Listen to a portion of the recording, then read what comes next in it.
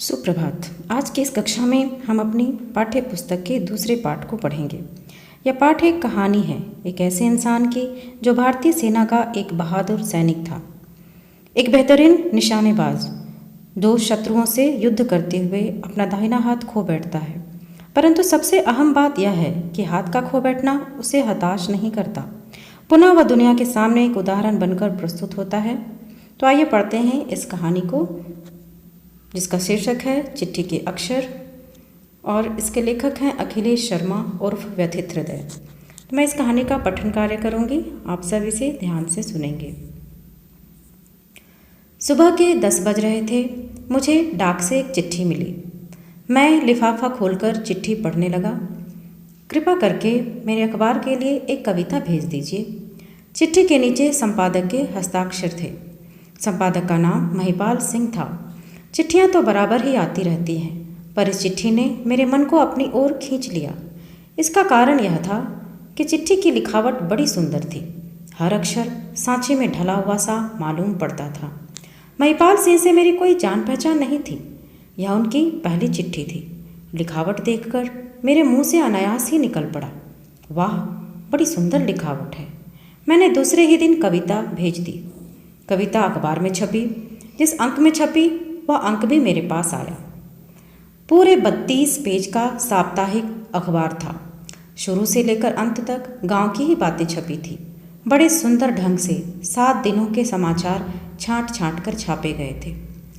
किसानों के लिए जानकारी की बहुत सी बातें भी थी। मैं अखबार को देखकर बड़ा प्रसन्न हुआ और दूसरे अंक के लिए फिर एक कविता भेज दी। दूसरी कविता भी अखबार में छपी। जब मैं बराबर कविता भेजने लगा, महिपाल सिंह की चिट्ठियाँ भी समय समय पर आया करती थीं। वे कभी कविता मांगते थे और कभी कहानी। मैं बराबर उनकी इच्छाओं की पूर्ति कर दिया करता था। इसका परिणाम यह हुआ कि हम दोनों के मन में एक दूसरे के लिए प्रेम पैदा हो गया। लगभग साल 1.5 साल बीत गया। महिपाल सिंह ने अपने एक पत्र में लिखा, यदि आपका कभी इधर आना हो तो मेरे ही घर ठहरने की कृपा करें। मैंने भी उत्तर में उन्हें लिख दिया, यदि उधर आना हुआ तो आपके दर्शन ज़रूर करूँगा। संयोग की बात, 2-2.5 महीने बाद मुझे उधर एक शादी में जाना पड़ा। मैंने अपने आने की सूचना महिपाल सिंह को दे दी। नियत तिथि पर मैं उस ओर बारात में सम्मिलित होने के लिए गया। जब बारात से छुट्टी पा गया तो महिपाल सिंह के घर गया। महिपाल सिंह अपने घर के बाहरी कमरे में कुर्सी पर बैठकर मेज़ के सहारे कुछ लिख रहे थे।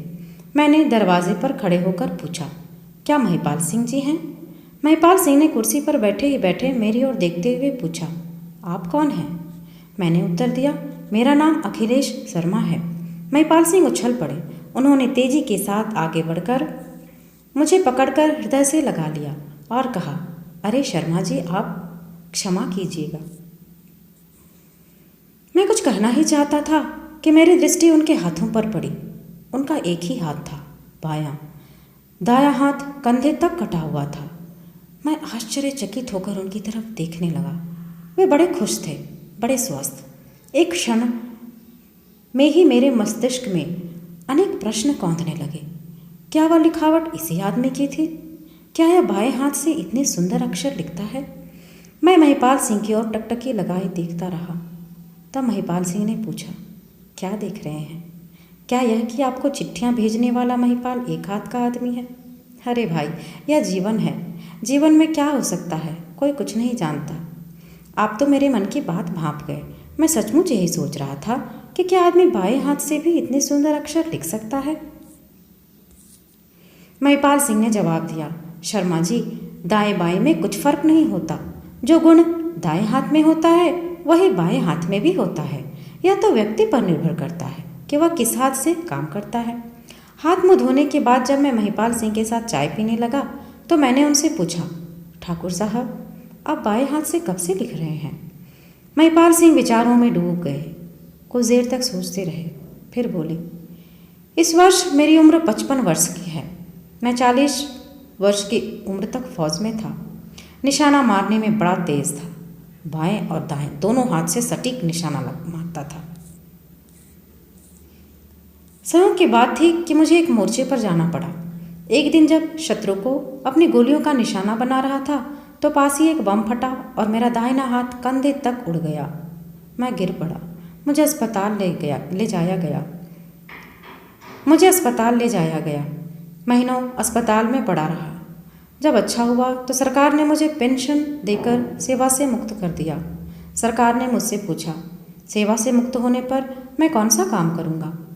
मैंने उत्तर दिया, मैं पहले कुछ पढ़ूँगा, लिखूँगा और फिर उसके बाद एक अखबार निकालूँगा। सरकार ने मेरे पढ़ने लिखने और अखबार निकालने का पूरा इंतज़ाम कर दिया। मैं घर आकर बाएं हाथ से लिखने का अभ्यास करने लगा। 4-5 साल तक मैं अभ्यास में ही लगा रहा। मैंने बहुत सी कविताएं लिखी, कहानियाँ लिखी और लेख लिखे। वे सभी चीज़ें मेरे पास मौजूद हैं। मेरी लिखावट उसी अभ्यास का परिणाम है। जब मैं लिखने में दक्ष हो गया तो अखबार निकालने लगा। अब आप देख ही रहे हैं कि पूरे 32 पेज का अखबार हर सप्ताह निकालता हूँ। महिपाल सिंह अपनी बात खत्म करने के बाद उठे। उन्होंने 4-5 साल तक अभ्यास के रूप में लिखी हुई अपनी रचनाएं अलमारी से निकालकर मेरे सामने रख दी। मैं उनकी रचनाओं को देखने लगा। टेढ़े मेढ़े अक्षर, दूर दूर अक्षर, अलग अलग अक्षर, फिर सुधरे हुए और फिर गोल गोल सुंदर अक्षर तथा सांचे में ढले हुए अक्षर। मैं मुग्ध होकर बोल उठा, ठाकुर साहब आप धन्य हैं। मैंने बचपन में पढ़ा था, रसरी आवत जात तय सिल पर परत निशान, मगर आज अपनी आंखों से प्रत्यक्ष देख भी लिया। इतना कहने के बाद मैंने महिपाल सिंह जी से विदा ली। इस प्रकार बच्चों, तुमने ये कहानी पढ़ी।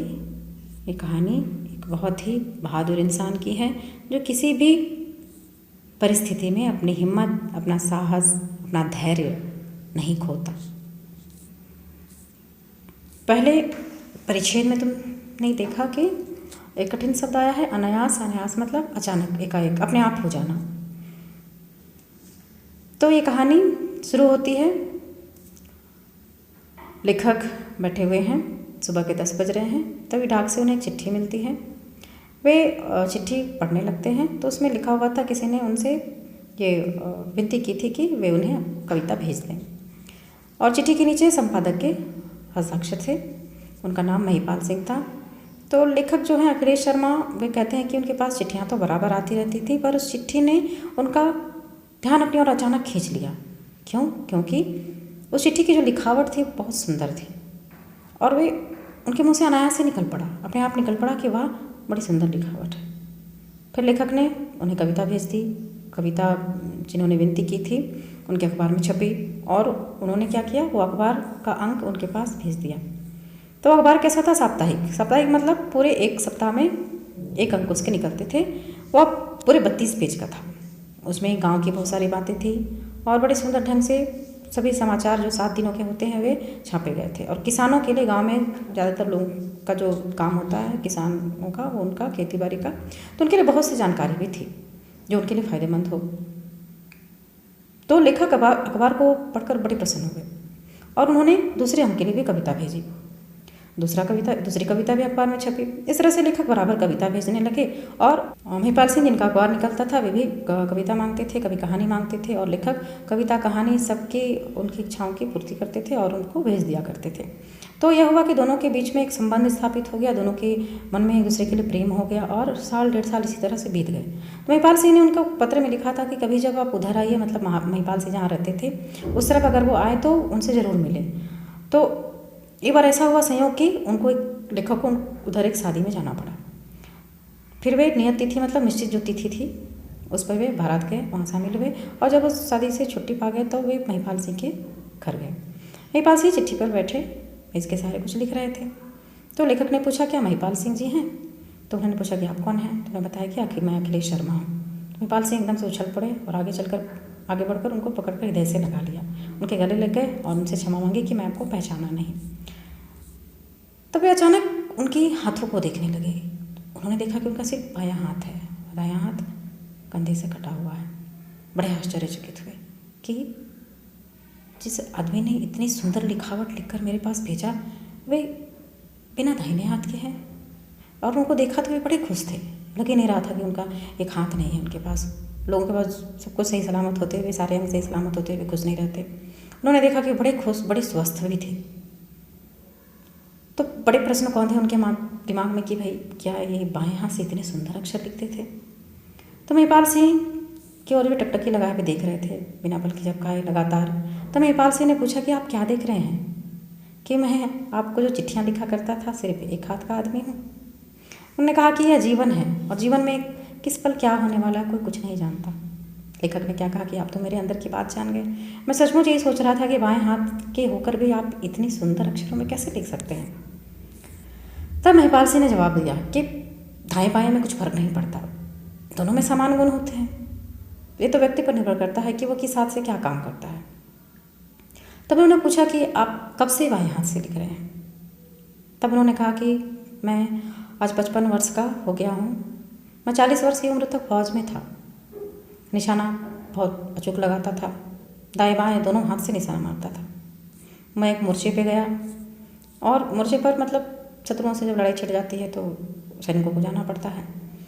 तो शत्रु को अपनी गोलियों का निशाना बना रहा था, तभी मेरे पास एक बम फटा और उस बम के फटने से मेरा दाहिना हाथ कंधे तक उड़ गया। मैं गिर पड़ा, महीनों अस्पताल में रहा। जब अच्छा हुआ तो अब मैं फौज में सेवा देने के लायक नहीं रह गया था। सरकार ने मुझे पेंशन दिया और सेवा से मुक्त कर दिया। तो सरकार ने मुझसे पूछा कि मैं कौन सा काम कर सकता हूँ, तो मैं आगे की ज़िंदगी उस काम को करूँगा। तो मैंने कहा कि मैं पढ़ूँगा, लिखूँगा और अखबार निकालना चाहता हूँ। तो सरकार ने सारा इंतज़ाम कर दिया पढ़ने लिखने का, अखबार निकालने का। और उसके बाद मैं बाएं हाथ से लिखने का अभ्यास करने लगा। देखो यहाँ पे उन्होंने क्या कहा है कि 4-5 साल तक मैं अभ्यास में ही लगा रहा। तो वे बहादुर ही नहीं थे, हिम्मत वाले ही नहीं थे, धैर्य वाले भी थे। जिनमें ये धैर्य शक्ति होती है, जिनमें धीरज होता है, वे किसी काम को लगातार करते रहते हैं, परेशानियों के आने से घबराते नहीं हैं। कितने भी परिश्रम करना पड़े वो सोचते हैं कि एक दिन इस परिश्रम का परिणाम अवश्य अच्छा होगा। ऊब नहीं जाते तुरंत कि मैंने इतना किया मुझे कुछ नहीं मिला, मैं इसे छोड़ देता हूँ, ऐसा नहीं था। तो किसी भी काम को करने के लिए हमें धीरज होना चाहिए, धैर्य शक्ति होनी चाहिए। और मैंने 4-5 साल उन्होंने बताया कि अभ्यास किया, कहानियाँ लिखी, लेख लिखे और वे सभी चीज़ें उनके पास मेरे पास अभी भी हैं जिनमें मैंने लिख कर अभ्यास किया। और मेरी जो आज की लिखावट है उसी अभ्यास का परिणाम है। अगर मैंने उसमें इतना अभ्यास नहीं किया होता तो ये परिणाम देखने को नहीं मिलता। अब मैं लिखने में दक्ष हो गया, दक्ष मतलब एक्सपर्ट, कुशल, निपुण। और मैं अपना अखबार निकालने लगा और आज आप देख रहे हैं कि मैं 32 पेज का अखबार हर सप्ताह निकालता हूँ।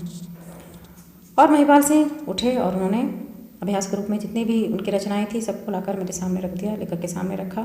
लेखक ने देखा, पहले टेढ़े मेढ़े अक्षर थे, फिर दूर दूर हुए, फिर अलग अलग अक्षर बनते गए, फिर अक्षर सुधरे, फिर गोल गोल और सुंदर सुंदर सांचे में ढले हुए अक्षर बनने लगे। तब लेखक ने क्या कहा, रसरी आवत जात थे सिल पर परत निशान। ऐसा तो मैंने सुना था, आज मैंने आपको देखकर विश्वास भी कर लिया। आप एक उदाहरण हैं इस बात के। और महिपाल सिंह से उन्होंने विदा ली। तो इस प्रकार इस कहानी में तुम्हें बहुत सी बातें सीखने को मिली कि जो इंसान बहादुर होते हैं, हिम्मत वाले होते हैं, उनमें धीरज शक्ति भी बहुत होती है। वही व्यक्ति अभ्यास भी कर सकते हैं। तो बार बार के अभ्यास से तुम किसी भी असंभव काम को कर सकते हो। यह तुम्हें सीखने को इसमें मिला कि हमें किसी भी काम को शुरू करके छोड़ नहीं देना चाहिए, हमें उसमें निरंतर अभ्यास करना चाहिए। निरंतर अभ्यास तुम्हें एक ना एक दिन तुम्हारी मंजिल तक ज़रूर पहुंचाएगा। इस कहानी का आप पठन कार्य करेंगे, आपका यही गृह कार्य होगा। आप इसे पढ़ेंगे और जितने भी पृष्ठ थे सबके PDF आपको भेज दिए जाएंगे और बार बार इसे आप पढ़कर कठिन शब्दों के अर्थों को लिखेंगे। धन्यवाद।